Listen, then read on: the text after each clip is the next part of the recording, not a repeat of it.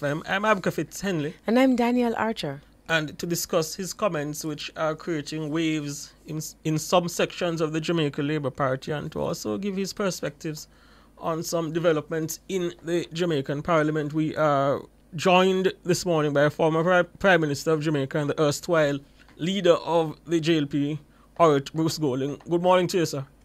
Hi, morning to you both. Grateful that you took the time to join us this morning, sir. Well, yeah, thank you. Some folks in the Jamaica Labour Party, based on my feedback, are saying your comments were spot on and quite timely.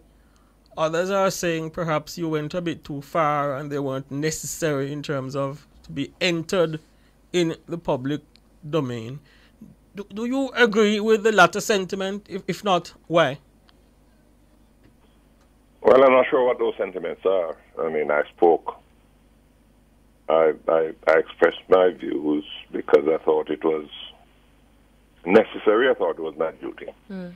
As a lifelong member of the party and as a former leader, I thought I needed to alert the members of the party, and particularly those who bear responsibilities. And I'm not talking just about the cabinet level, because as I indicated,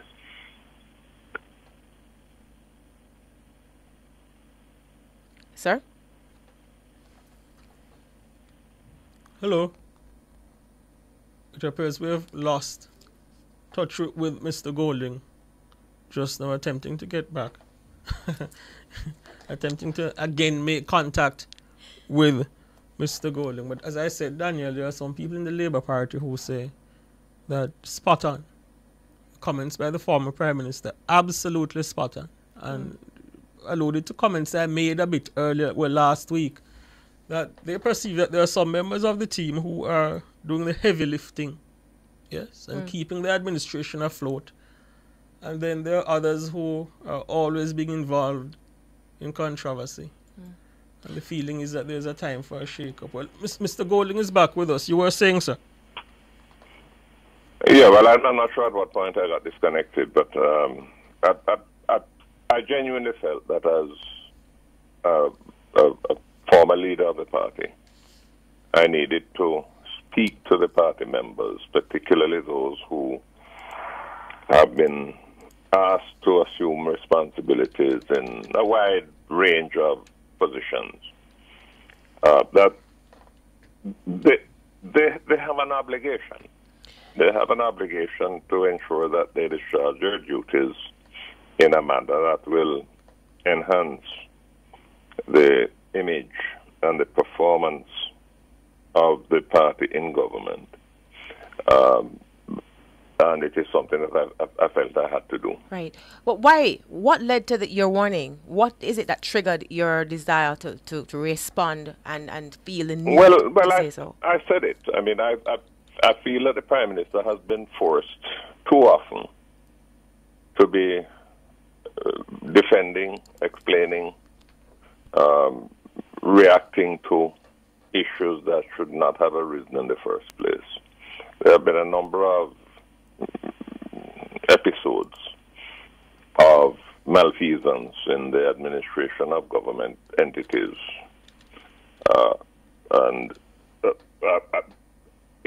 Not only is it unwise and unfavorable, but it is something that threatens the ability of the government to discharge this enormous mandate that it received in September of last year. In light of your concerns, Mr. Golding, do you think it would be a good move should Prime Minister Holness decide to shake up the administration and perhaps engage in a cabinet reshuffle? Well, that's the Prime Minister's call, and he has done it before. When I was there, I had to do it. Every Prime Minister has had to restructure his administration. That's his call. I can't advise him on that. But I think he's smart enough to know when it is necessary and how to do it. But do you think a shake-up would assist in addressing some of the concerns, or do you think a shake-up would give rise to a high likelihood of addressing some of the concerns that you have regarding the conduct or the deport of some members of the administration who you appear to feel are letting down their team? Well, not necessarily. It may be part of that effort. But there are institutional changes that need to be made. There is a quality of oversight that needs to be introduced. The whole business of holding people accountable is something that has to be treated very, very seriously. You allude to institutional changes. What are the institutional changes that you're focused on or that you think need to be done immediately? Well, the Prime Minister spoke to it, He spoke to new requirements, new procedures regarding the appointment of government boards and the functioning of government boards. In fact, that had a considerable amount of work had been done on, even when I was there. As a matter of fact, the framework for the operation of government boards was something that I signed off on in September of 2011, shortly before I left office. And a considerable amount of work was done on that. And I want to mention the Cabinet Secretary, the Honorable Douglas Saunders, who led the team that did that work. It's regrettable that it has taken so long for it to get to the stage where it is now to be statutorized in terms of legal effect and regulations. But I understand that Minister Nigel Clark will be bringing those arrangements to Parliament for formal approval shortly. You've mentioned, Mr. Golding, that during your tenure, a lot of work had been done, and this alludes, I think, to a lot of work having been done with respect to the reform of our Constitution. Under your leadership, there was, in fact, a report or an assessment of it, and out of that, you had given support for changes, the provision of a 2/3 majority for the extended use of the states of emergency. Your view on how it's being used now? Well, that's contained in the Charter of Rights, which I was able to obtain parliamentary approval for in 2010, I think it was. I don't take all the credit for it, because that was the result of an enormous amount of work that was done on reforming the Constitution, going all the way back to 1995. And the late Edward Theaga was one of the major movers and shakers in putting that together. Now, bear in mind that what was agreed in 1995 was a very extensive package of reforms. It involved, for example, Jamaica becoming a republic, as Barbados has done today. It involved a full range of other issues. The Charter of Rights was just one portion of that. And what we did, let me back up a little bit. Some of the changes that we agreed to would require a referendum.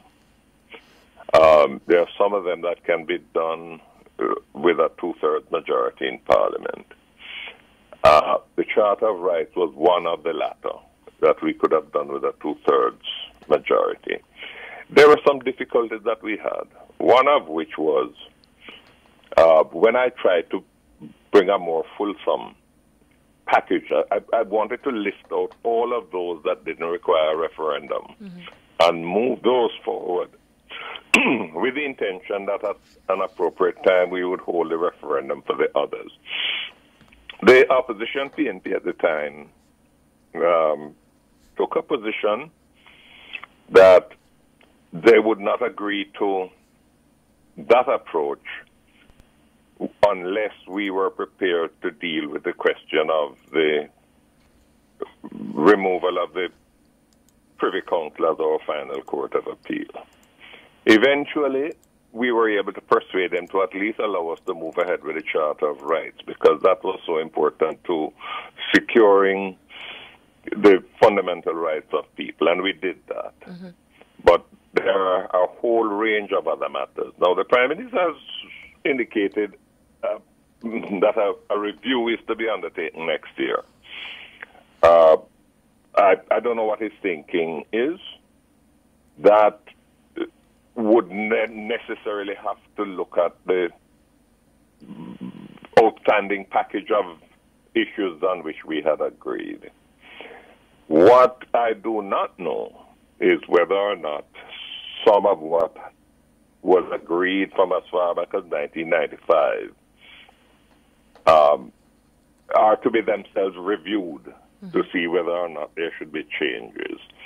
The business of requiring a two-thirds majority in both houses for the extension beyond 14 days of a state of emergency was something that was insisted upon by people like Edward Seag and myself, largely because of the experience of the 1976 state of emergency, which was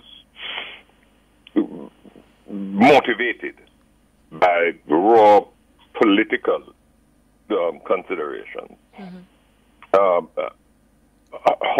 the government would treat with that, given the recent experience with the opposition withholding their support. Remember, remember the 2010 state of emergency, mm-hmm. where we got an extension, initial extension for 30 days. The opposition supported it. When we sought a further extension, the opposition withheld its support, and the resolution failed. Now, let me say this. At that time, the Charter of Rights was not in effect. Mm.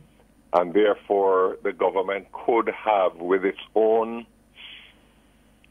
simple majority in both houses of Parliament, we could have extended it. But I felt, as a matter of principle, that at that time I had already tabled the bill for the Charter of Rights. And I felt in principle it would be wrong to take advantage of that interregnum, mm-hmm. And to approve it with a simple majority, which we consider to be a mischief that the Charter of Rights was intended to correct. And the Charter of Rights bill was before Parliament. But when you look at the figures that are obtained at that time, up to May, I'm trying to remember the numbers, but up to May of 2010, murders were running at an average of 150 murders per month. Mm. After the state of emergency was introduced, that declined to 90 month of June of 2010, further declined to 73 for the month of July 2010. The security forces advised me at that time that they had been, with the aid of the state of emergency, they had been able to disrupt a significant number of gangs that were primarily responsible for the murders. And some of them feel that had we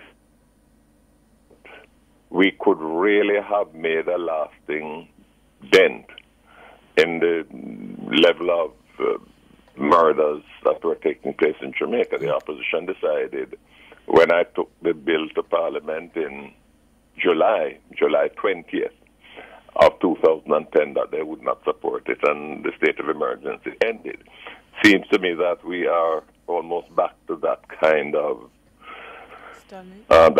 scenario today. I want to pick up on that point on the other side of the break, Mr. Golding. Please hold on a moment. We take a break right here on Nationwide this morning. Which virtually collapses the fundamental rights of the people of Jamaica, to prevent a government from using that state of emergency for corrupt purposes, as was done in 1976. Now, the government must be held accountable by the people of Jamaica for the management of the security of the country. The opposition, because of this veto power that the Charter of Rights now vests in them, the opposition must also be held accountable by the people of Jamaica for their intervention in the management of the security of. I think we lost you there, Mr. Golding, near the end. Hello? Are you hearing me? We are hearing you now. You were indicating that the opposition as well should be held accountable, then we kind of lost you. Yeah, the opposition must also, because of the veto power that the Charter of Rights vests in them in relation to the use of a state of emergency, the opposition must also be held accountable by the people of Jamaica for their intervention by virtue of that provision in the Charter of Rights, for their intervention in the management of the security of the country. So it must be a calculated decision that they make, and they must be prepared to reap the credit if their intervention is one that inures to the goodwill of the country.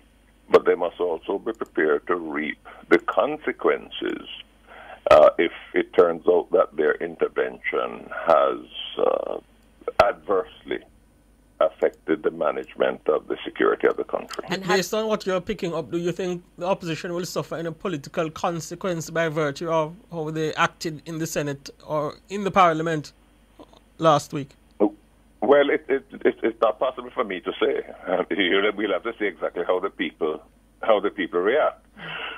But if the people are of the view that the state of emergency was a tool that would make them safer, and the opposition decided to disarm the government of that tool, then they will have to bear the political consequences of that. There's also that much natter, Mr. Golding, about the appointments to the Senate, and that the fact that the persons in the Senate aren't appointed and not elected, that is a flaw within our Constitution. Your view on that? Well, we discussed that at great length during the 1995 constitutional reform discussions. There was a commission which was initially chaired by the late Mr. Justice Carr and subsequently by the distinguished eminent attorney, Mr. Dr. Lloyd Barnett.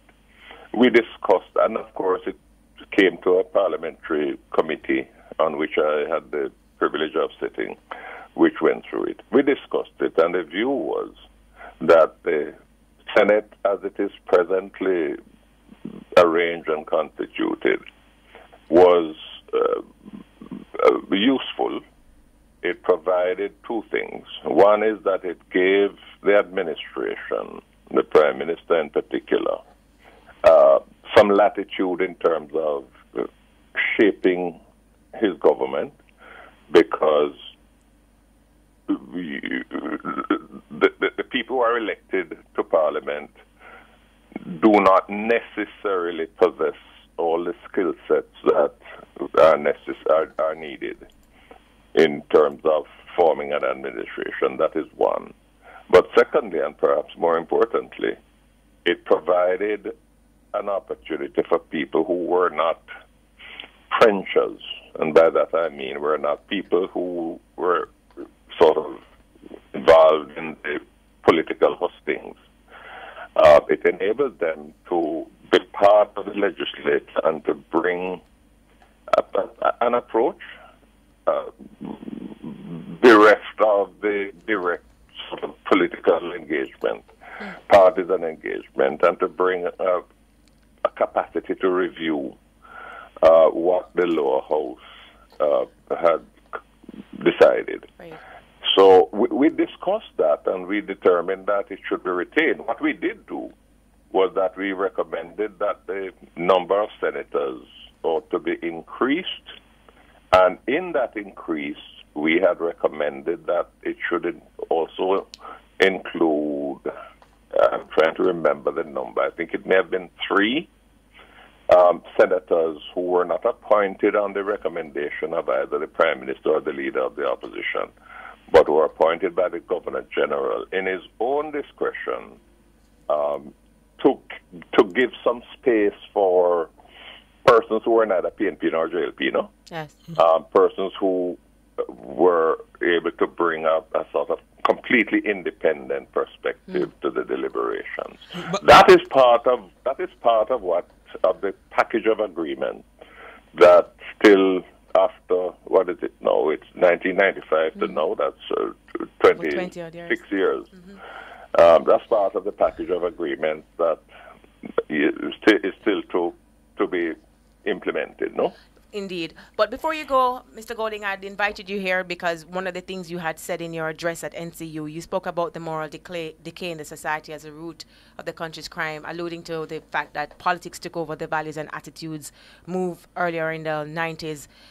Nutshell, what should be done now to rescue our society? I think we should revisit it. It was an initiative introduced by P.J. Patterson. I believe that perhaps, in hindsight, P.J. himself would probably agree that it would perhaps have been better if it were introduced not as a government initiative, but as a national bipartisan initiative involving civil society and so on. But it's something that we need to do, because the part of our problem is that we have had generations growing up with a kind of warped sense of what is right and wrong. What is right for me and what is wrong for me may be completely different from what is right for you and what is wrong for you. And a society needs a framework, a reference that says, now look, these are the things that we consider to be acceptable, and these are the things that we consider to be deplorable. Which doesn't mean that you won't do deplorable things. But the important thing is, when you're doing the things that are wrong and deplorable, you must at least know that you're doing the wrong thing. We have people doing things nowadays, and as far as they're concerned, there's nothing wrong with it. I recall the late Bucky Perkins making a point. I recall the late Bucky Perkins making a point that we live in a society that it has become good to be bad. And I thought it was simple but a profound point. Before we let you go, Mr. Golding, Barbados is now a republic. Do you think Jamaica should take a similar course of action? It's not a matter of whether I think so. I mean, it's a matter that we decided on 26 years ago. We took a firm decision that Jamaica was to become a republic. We were to have a president, not a governor general. There was a disagreement on only one count. How was that president to be chosen? The Labour Party at the time argued that the president should be chosen by a two-thirds majority in both houses of Parliament, which would mean that the president would have to be chosen with the agreement of both the government and opposition. The opposition took a different position. The opposition at the time being the government at the time being the PNP. I'm sorry. The government wanted it to be chosen by a two-thirds majority of both houses of Parliament sitting jointly. Now, the danger with that is that if you were to assemble both houses of Parliament sitting jointly today with the supermajority that the Labour Party has in the lower house, the government would control the two-thirds majority. So the government would, in fact, be able to appoint any person of their choosing, however partisan that person may be. We felt, no, it ought to be done on the basis of consensus that would involve the agreement of both government and opposition. Because, what the position of Governor General has evolved over time. Not only have we had governors general that have really seen their position as being above the political fray, but importantly, we have vested in the Governor General certain quasi-executive powers. The Governor General, for example, is the person who appoints the independent members of the Electoral Commission if the parties cannot agree. There are a number of instances in which he intervenes, and all the Governors General that we have had have exercised that power very, very judiciously, very carefully. We need a Governor General that both government and opposition are comfortable about, that he will function in that kind of mode, which is why we insisted a 2/3 majority in each House of Parliament, not both Houses of Parliament, meeting together. Having said that, are you disappointed, sir, that we have not led the charge ahead of Barbados to become a republic? Of course I am disappointed.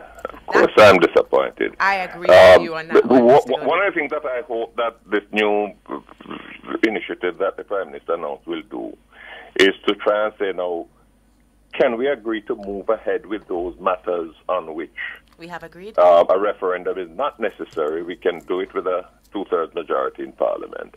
And then can we agree on a time frame for those matters, which would include the business of becoming a republic? Removing the Queen in Jamaica, unlike Barbados, requires a referendum.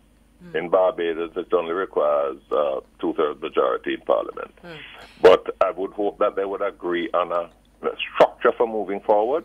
Let's do those things now that we can do with our Parliament alone, and then let us set a definitive time frame for going to the people to get the people's approval for those things that require the people's approval. And absolutely, finally, sir, how do you assess Mark Golding's leadership of the PNP? And do you think members of the Labour Party are perhaps complacent because they feel that Mark Golding is not a potent political force? Why you ask me that kind of question? I'm not an assessor of the PNP. Go away. It was a pleasure, a treat, in fact, to have you this morning, Mr. Golding. Thank you for your time. Good.